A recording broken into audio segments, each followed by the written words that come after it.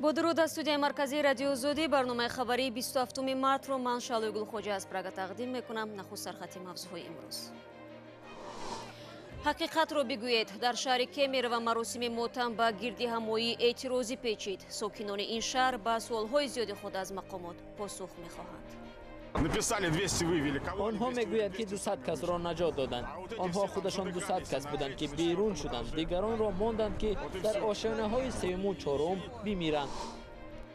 وزارت کار خارجه تاجیکستان در جواب به فرمانده آمریکایی میگوید هیچگاه خاک این کشور برای انتقال سلاح به گروه طالبان استفاده نشده است.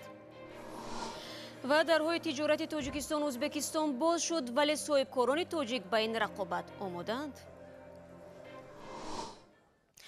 امروز در شهر دوشنبه در نزد سفارتخانه روسیه به یاد قربانیان آتش‌سوزی در مرکز تجارتی شهر کیمیر و گل گذاشتند. طبق معلومات رسمی روز یکشنبه در پی این ساختار 64 نفر به هلاکت رسیدند که 13 تن آنها کودکان بودند. در خود شهر کیمیر و صبح امروز میتینگ پس خاطره قربانی‌های ساختار به گردی همایی اعتراضی تبدیل یافت. جمع آمدگان اعلان شماره دقیق هلاک شدگان و مجازات عاملان آتش‌سوزی را طلب دارند. ادامه موضوع از خیرامان بخوزاده. صبح 27 مارت پرزیدنت روسیه ولادیمیر پوتین از شهر کیمیرو دیدن کرد. او در نزد مرکز تجارتی به کام آتش رفته زیمنی ویشنیا گل گذاشت و آسیب دیده های ساختار فاجعه بار را در بیمارستان عیادت کرد. ساعت 9 صبح سه‌شنبه در شهر میتینگی پاس خاطر قربانی های ساختار شروع شد ولی به زودی به گرد همایی اعتراضی بدل گشت. در این گرد همایی ساکنان محله استعفای والی کیمیرو امان تولیف را طلب کردند. هزارها شرکت‌دار این گرد همایی در شهر سیبیری کیمیرو از مقامات منطقوی طلب دارند که کرسی های خود را خالی کنند. در میان 64 قربانی اکثریت کودکان می باشند. غم و اندوه برابر با احساس نارضایت از مقامات بالا میگیرد. پوتین وعده داد که گناهکاران فاجعه حتما جزا میبینند. سرگئی اگرکوف که در این حادثه 2 فرزندش را از دست داده است میگوید آنها میگویند که 200 کس را نجات دادند. آنها خودشان 200 کس بودند که بیرون شدند. دیگران را ماندند که در آشیانه های سوم و چهارم بمیرند. اکثر قربانی ها کودک هستند. سبب مرگ آنها بی‌مسئولیتی است. من ساعت 4:20 وقتی ساختار شد از همانجا میگذشتم و هیچ فکر نمیکردم که چنین فاجعه بزرگی رخ میدهد. من به دهشت افتادم زیرا حقیقت را از ما پنهان میکنند. پوتین تا روز 26 مارت خاموش بود و آن روز تنها یک اظهارات رسمی نشر کرد.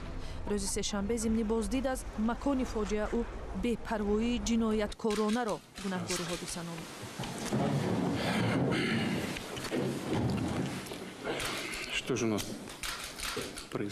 آخر اینجا مکان جنگ نیست. اینجا ناگهان گازی متن نترکیده است. آدمان برای استراحت آمده بودند. در میان آنها کودکان بودند. ما درباره دموگرافی گپ میزنیم و اینقدر آدم را از دست میدهیم. چرا؟ برای آنکه بی‌پروایی جنایتکارانه داریم. بی‌غمیم. اصلا چه خیل شد که این حادثه رخ داد؟ پوتین بعداً در ملاقات با ساکنان و خویشاوندان قربانی ها اطمینان خاطر داد که گناهکاران حتما مجازات می شوند و گفت که 100 مفتش برای تحقیق این حادثه آمده است و رهبری این گروه را رئیس کمیته تفتیشاتی الکساندر باسترکین به عهده دارد. پوتین اینچنین در بیمارستان با جبردیده های ساختار ملاقات کرد ولی با ملاقات هزارها شرکت‌دار نمایش اعتراضی نرفت. این مردم در میدان مرکزی شهر در مقابل ساختمان حکومت محلی گرد هم آمدند. روز 26 مارت مفتشان روز گفتند در کار مرکز تجارتی اشتباهات جدی به خطری را آشکار کردند و در میان این خطاها مسدود بودن برآمدگاه‌های احتیاطی به هنگام ساختار است که باعث افزایش شمار قربانی‌ها شده است. برابر با این سیگنال آگاه کننده ساختار از جانب محافظان بینا خاموش شده بود. تا این لحظه ها 4 نفر از جمله رئیس مرکز تجارتی بازداشت شده است.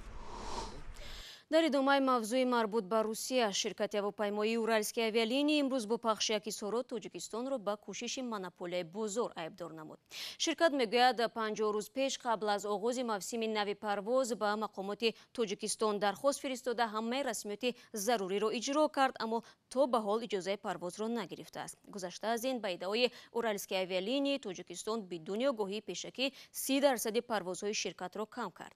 мудирияти Уральские авиалинии гуфтанд, ки ин амал боиси сарсонии садҳо мусофир шудааст, ки бо харидории чиптан наметавонанд парвоз кунанд ва дар авҷи афсурдагӣ қарор гирифтанд. ҳамон гуна ки дирӯз хабар додем, Тоҷикистон ба 2 парвози Уральские авиалинии иҷозат надод ва садҳо мусофирони тоҷик дар фурудгоҳи Екатеринбурги Русия дармонданд. Парвоз то ба имрӯз ба таъхир гузошта шуд ва ҳамкорам Абдулло Ашуров, ки дар маркази хабарист, ин мавзӯъро дунбол дорад. Абдулло, оё ягон пешрафте дар ин замина аст ва тақдири мусофирон билохира чӣ шуд?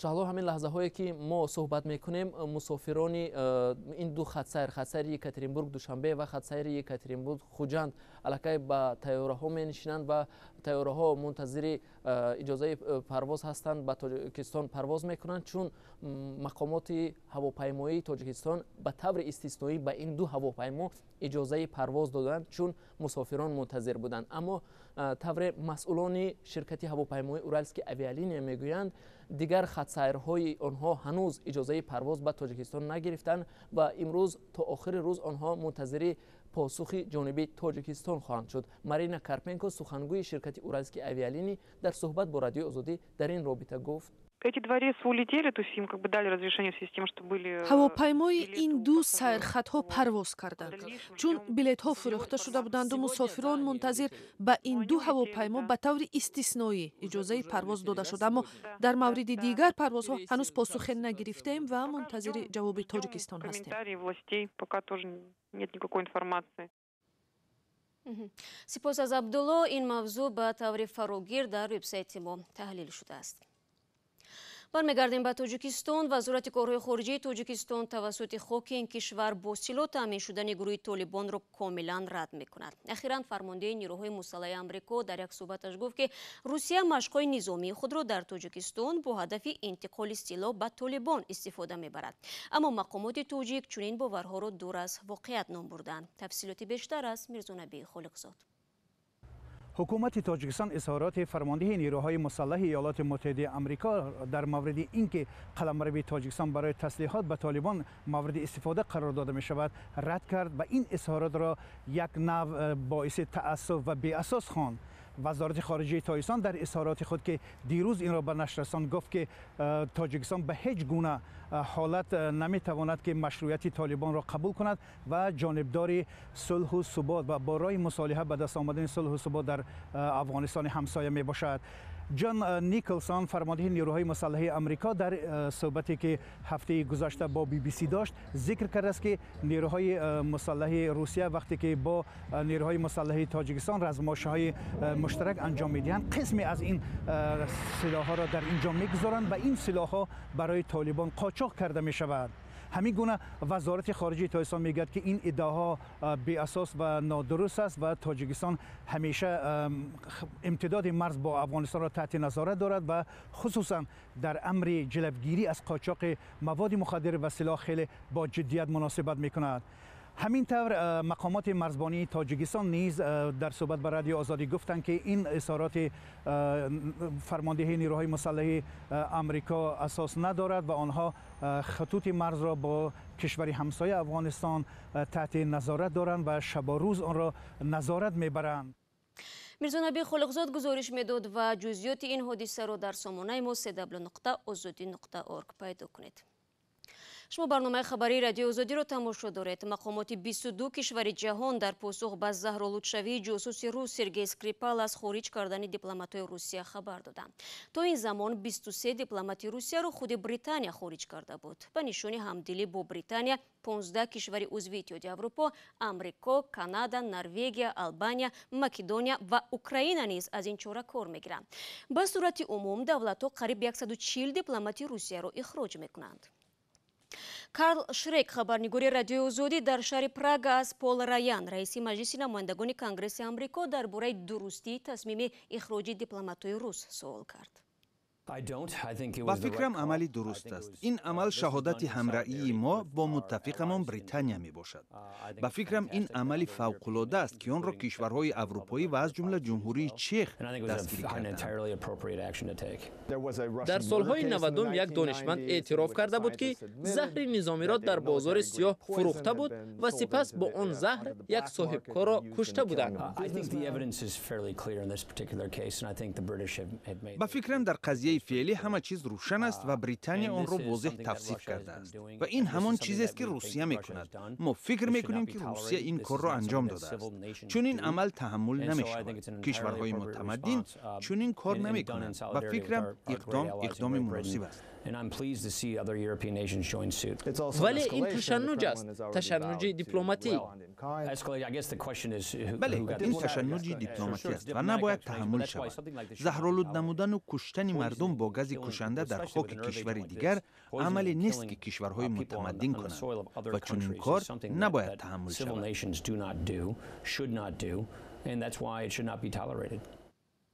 این صحبت و خبر کامل درباره اخراج دیپلمات‌های روس در آزادی ویدیو یوتیوب گذاشته شده است. ما برنامه را ادامه میدیم. بعد از باز شدن مرز با ازبکستان و واردات محصولات ارزان از کشور همسایه، بخش بیزنس و استحصالات تاجیکستان در روبروی شرایط و چالش‌های نو قرار گرفت.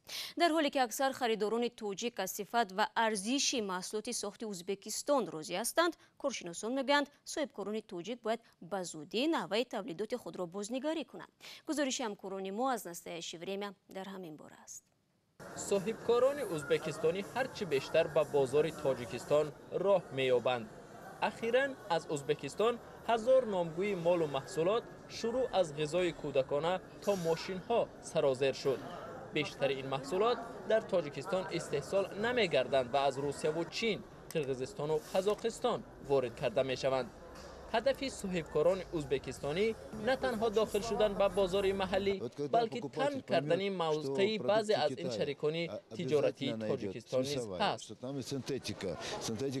خریداران خواهند فهمید که مال چینی سنتتیکی است، ولی از ما 100% پختگی. در مسئله نرخ باشد، مال ما برابر نرخ چینی قیمت دارد.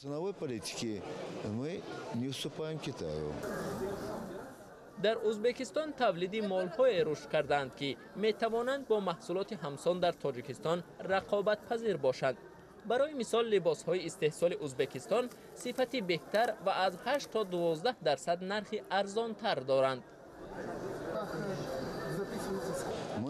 ما به اینجا با هدف اشغال کردن بازار تاجیکستان نه آمدیم، بلکه نقشه داریم فعالیت مشترک را در بخش نساجی و دوزدهی و بافندگی به راه مانیم.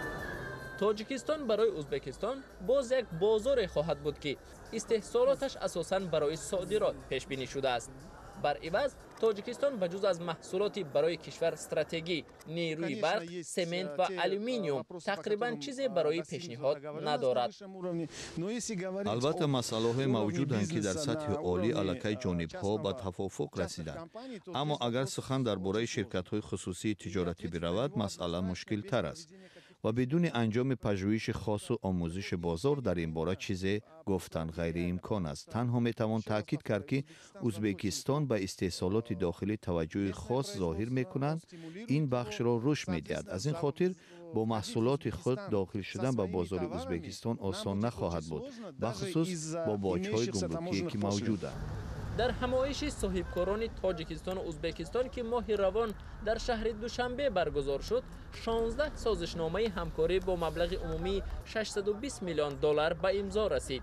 ولی ماه اکتبر سال گذشته ضمن سفر صاحبکاران تاجیک به ازبکستان مبلغ عمومی شرطنامه‌های بسته شده همگی 20 میلیون دلار را تشکیل داد. ما برای وارد کردن لینولئوم به مبلغ 3 میلیون دلار سازشنامه امضا کردیم. جانب تاجیکستان و این توجه ظاهر نمود. همچنین میان نمایندگان شرکت‌های ما که با استحصال درها مشغولند و صاحبکاران شما به مبلغ 1.5 میلیون دلار قرارداد بسته شد. در همین حال صاحبکاران دو کشور میگویند باید دو جانب تجارتی مشترک را راه اندازی کنند. برای رشد تجاری تاجیکستان و ازبکستان ساده تر شدن قاعده سودای نزد مرزی، پایین بردن انداز و باج گمرکی میان دو دولت میتواند مساعدت کند. ضمناً کارشناسان میگویند تاجیکستان باید به استحصال محصولاتی مشغول گردد که در بازار کشور همسایه یعنی ازبکستان رقابت پذیر باشد وگرنه صاحبکاران تاجیک ورشکسته میشوند. برنامه ما پایان یافت. تا ملاقات فردا. خدا نگهدار هر یک.